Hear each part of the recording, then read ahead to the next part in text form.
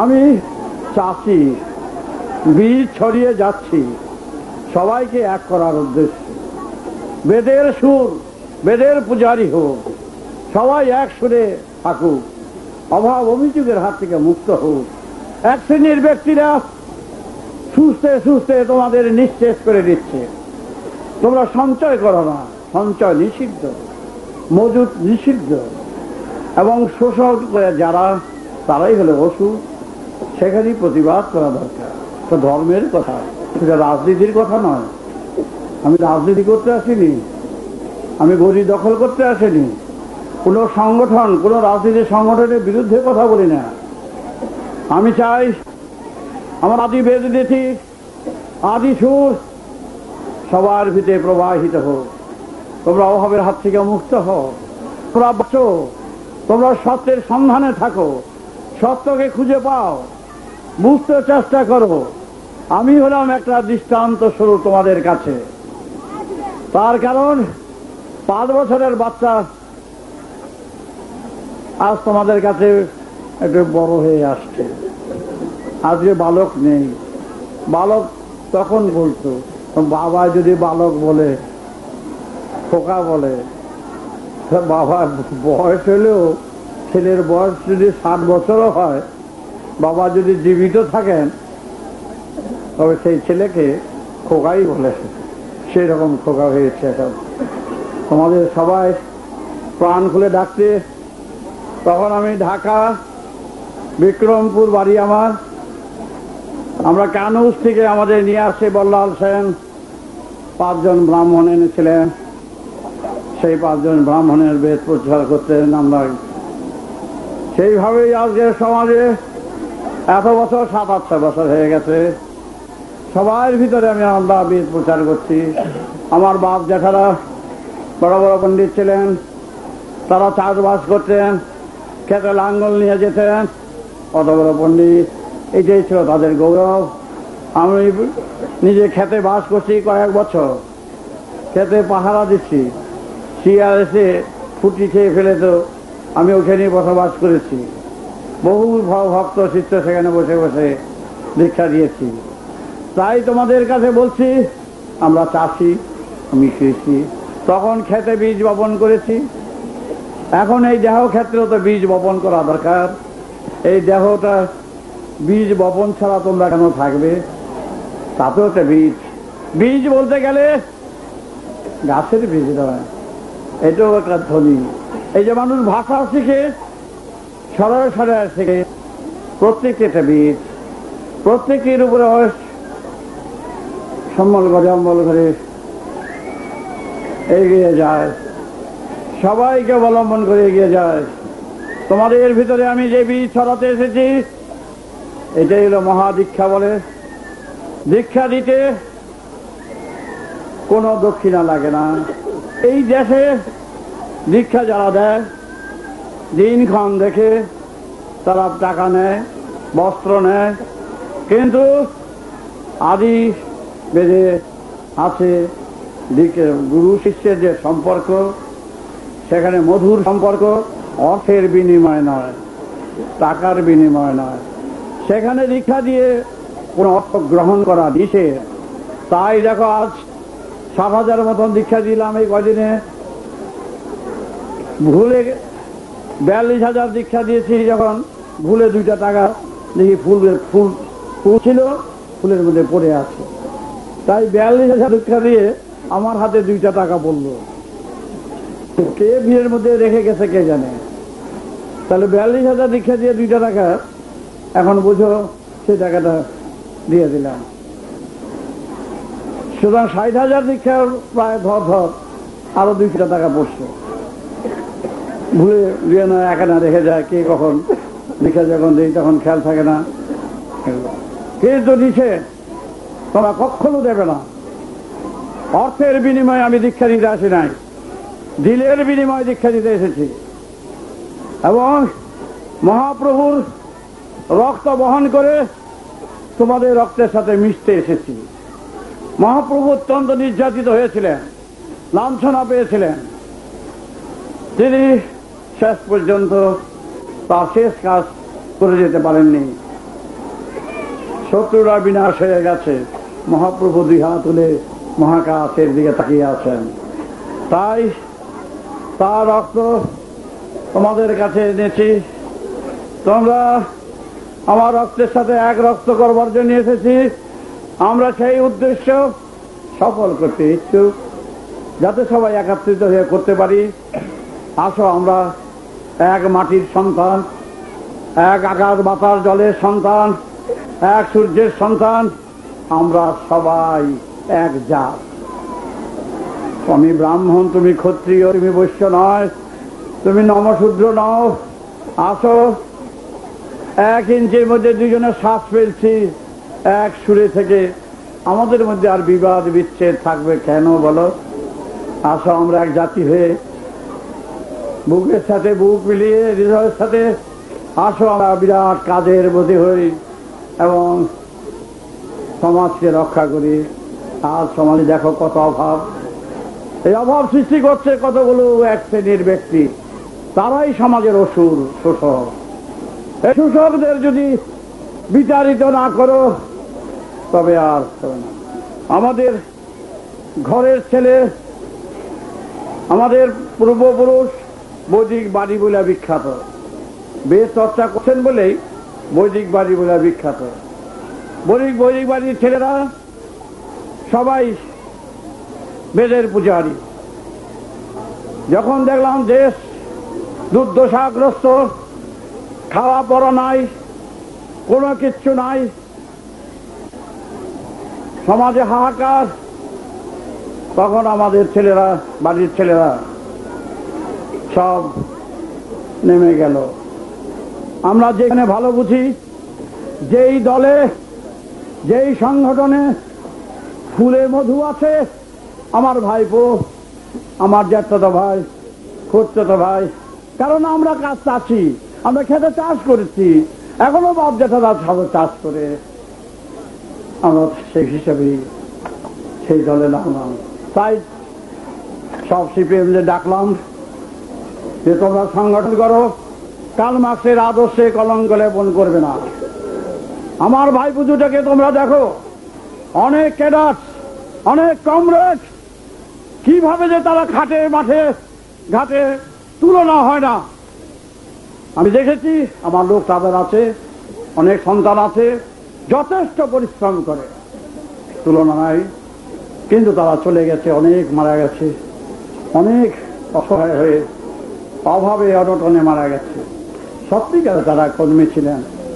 আমার জানাশোনা ছিল বিনয় বোস, বিনয় বাদল দিনের দেশে বিনয় বোস সাংঘাতিক যুদ্ধ ছিলেন, ফাইটার ছিল।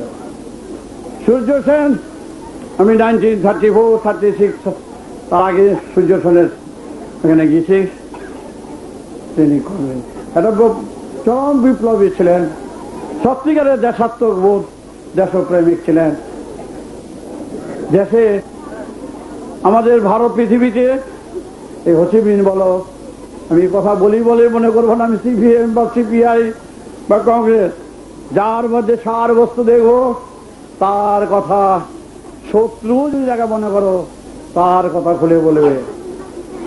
আমার কাছে আসতো মানবেন্দ্র রায়, এমএন রায়, লেনিনের ধরনের লোক, স্ট্যালিনের ধরনের লোক। মানবেন্দ্র রায়ের কাছে আমার কাছে ঘন্টা আলাপ হতো, আজ কথা নয়। তখন আমি গোমেস লেনে ছিলাম, ক্যাম্বেল নীলরতনের অপোজিটে।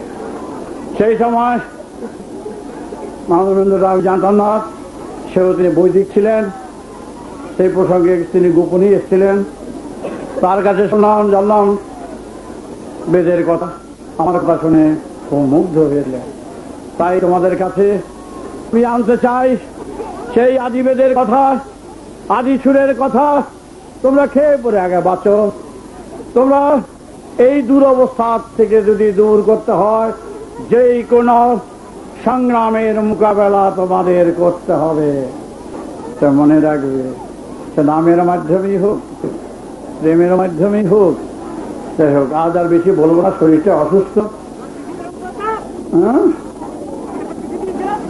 হ্যাঁ, দিয়ে দেবো। তোমরা আসবে, যারা দীক্ষা নেবে তাদের হাতে একটা করে কাগজ দেওয়া হয়, লিখে হচ্ছে সুর, যে সুর করলে সব সুর খুঁজে পাওয়া যায় সেই সুরধ্বনি। সেটা দেবতার বলে কথা নাই, দেবতাকে জানা যায়, দেবতা থাকলে। সুর থাকলে সুর জানা যায়, যা থাকে তাই জানা যায়। এই যেখানে বসে আছো তার মাটির তলে জল আছে, খনন করলে পাওয়া যায়। আকাশে জল আছে, পড়লে বোঝো। এও শূন্যে মহাশূন্যের ধ্বনি আছে, সেই ধন সে সুর তোমার ধ্বনির সাথে একত্রে করো। একজনকে ডাকলে যেমন আরেকজন আসে, তাই এই কাগজে লেখা আছে। আমি শুধু মাথা স্পষ্ট করে দিই আর একটু একটু করে শব্দ বলি, অনেকে শুনতে পাবে না, শোনা সম্ভব নয়, খেয়াল করা সম্ভব নয়, কিন্তু দিয়ে দিলাম কাগজটা। কোনো বাবাদের জন্ম দিয়েছে, বাবার ঔরসে সবাই আমরা জন্ম নিয়েছি।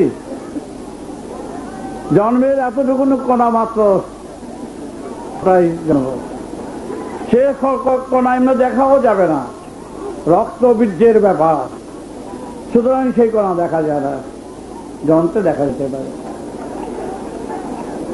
একটা বীর্যপাতে হাজার হাজার সন্তান নষ্ট হয়ে যাচ্ছে।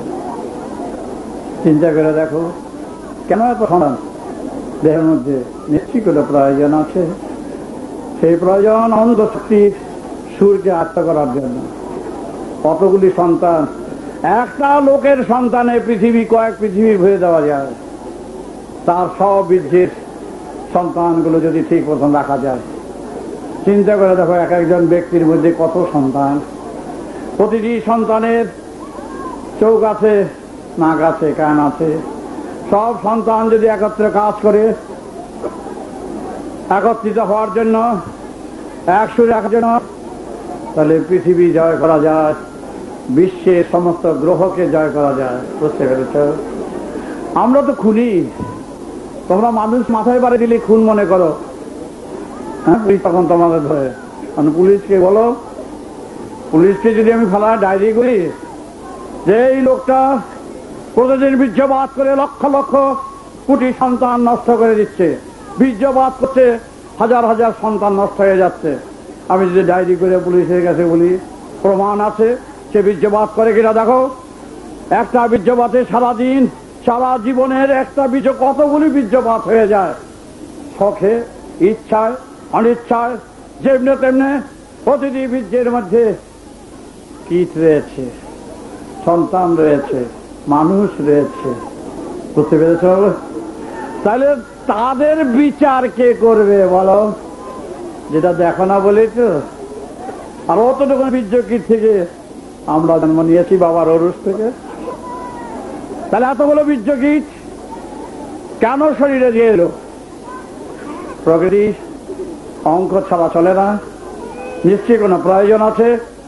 এক একজনের ভিতরে না হলেও প্রায় 20-25-30 হাজার কোটি সন্তান থাকে। মাথায় হাত দিয়ে বসতে হবে তোমাদের। এক একজনের দেহের মধ্যে 20-25 হাজার কোটি তোমার মধ্যে বীর্যপাতের সে কীট মানুষ রয়েছে। 20-25 হাজার কোটি মানুষ যদি থাকে, 25,000 দুগুণে 50,000 কোটি চক্ষু তোমার মধ্যে, দুইটা চক্ষু সামনে আর 50,000 কোটি চক্ষু তোমার দেহের মধ্যে। 50,000 কোটি চোখ দিয়ে যদি তুমি একটা গ্রহকে দেখতে চাও, সে গ্রহের মধ্যে দেখবা সে যে কাঁথা শিলায় তাও তোমরা দেখতে পারবা, রান্না বাড়ি করছে তাও দেখতে পারবা। কারণ 50,000 কোটি চোখ যদি একত্র করা যায়, যেমন সূর্যের আলোকে যদি একটা ভারী কাঁচ দিয়ে যদি ধরো, সেটা যেমন জ্বলে ওঠে সেই কাগজ, সেই রকম 50,000 কোটির চোখ যদি এক সুরে চলে যায়, সেই গ্রহে কি হচ্ছে তা তোমরা দেখতে পারবে, বুঝতে পারবে। এটা বিজ্ঞানের কথা বলছি। আমার কাছে আসতো পৃথিবী বিখ্যাত লোক বৈজ্ঞানিক সত্যেন বোস, সে সব লিখে দিচ্ছ আমার এই বিশ্বের তত্ত্বের কথা। তাই তোমরা কত লক্ষ কোটি কোটি সন্তান নষ্ট করছো। একটা বাচ্চা মরে গেলে কুলের কান্নাকাটি করো, হ্যাঁ, কিন্তু হাজার কোটি বাচ্চা যে মরে গেল তার জন্য কাঁদছ কোথায়? কিন্তু তোমরা ভুলে যেও না, প্রকৃতির সৃষ্টির মূল্য রয়েছে, দাম রয়েছে। যাক সে কথা, তোমাদের সেই সুরের সাথে মেলাবার জন্য যেই শব্দ ধরে দিচ্ছি, যেই পথে ঘাটে নাম যাচ্ছে গৌর নিত্যানন্দ, ধনী কাঙ্গাল বাছে না রে গৌর নিত্যানন্দ। হয়ে গেল। আমি তোমাদের কাছে ভগবান সাজতে আসিনি, বাচ্চা ঠাকুর, বাচ্চা বয়সের যে সুর আমি উপলব্ধি করেছি, যে সুর যতটা বুঝেছি, আমি সেই সুর তোমাদের কানে মধু ঢালাতে আসছি। বাবায় তোমাদের জন্ম দিয়েছে এই স্তরে, আর এই বাবা তোমাদের জন্ম দেবে এই স্তরে। এই কান হচ্ছে জনি, এই কর্ণ দিয়ে তোমাদের মহামন্ত্র ঢেলে দিচ্ছি। তোমরা সবাই একত্র হয়ে গৌরের দেশ, মহাপ্রভুর দেশ, তোমরা একত্র হয়ে ধ্বনি দেবে হরে কৃষ্ণ হরে রাম। সেই নাম ছিল নাম, তারই নামের আরেক নাম। এই রক্ত দিলেন রাম নারায়ণ রাম, রাম নারায়ণ রাম। এই নাম তোমরা মুখে বলবে, আর যেটা কানে দেব এটা বীজ। তোমরা বীজ ধান ঘরে রেখে দাও না? হ্যাঁ, এই যে বাজারে যায় খুলতে নিয়ে ফেলে নিয়ে কি চায়? চাল চায় না? চাল দেন তো, চাল দেন তো করে। কেউ কি বলে ধান দেন তো, ধান দেন তো? এমনি কেউ বলে না, খুব কম। চালই চায়। কিন্তু চাল পুতলে কি গাছ হয়? হয় না। তাহলে ভারী মুশকিল। চালের কথা মুখে বলতেই হবে, আবার সেই চাল পুতলে গাছ হয় না। কিন্তু চাল আর ধানের মধ্যে কোনো ব্যস্তম আছে? ধান পুতলে গাছ হয়, ধানে ধ্যান দেবে এখানে, আর চালে ধ্যান দেবে মুখে। চাল হলো রাম নারায়ণ রাম, আর ধান হলো যে বীজটা লিখে দেওয়া হয়, কাগজ লেখা আছে, প্রত্যেক কাগজটা নিয়ে নেবে। তোমাদের মন্ত্র নাও শুনতে পারো, আমার ওই যে স্পর্শ করে দেবো তাতেই হয়ে যাবে। তাহলে ধান এখানে রাখো, চালটা এখানে রাখো। বীজ মন্ত্র আর নাম এই হলো আলাদা। বীজে গাছ হয়, চালে গাছ হয় না। চালে বেঁচে থাকতে হয়, বাঁচাতে হয়, সবাইকে এক করতে হয়। তাই সেই সুরধ্বনি ধ্বনি একত্রে বলো, বলো কর্মই ধর্ম, বিপ্লব দীর্ঘজীবী হোক, রাম নারায়ণ রাম। এই মহানাম তোমাদের আজ এই থাক। অনেক বলার ছিল, শরীরটা সুস্থ নয়, কিন্তু তোমাদের কাছে আমি এসেছি ঘরের বাচ্চা, সেই বাচ্চা হয়ে তোমাদের ঘরের প্রত্যেকের ঘরে আমি থাকতে চাই। তোমরা আমার অন্তরের সাথে মিশে থাকো, এক রাত্রে মিশে থাকো। মহাপ্রভুর দেশ জয় হোক, এইটাই তোমাদের কামনা। রাম নারায়ণ।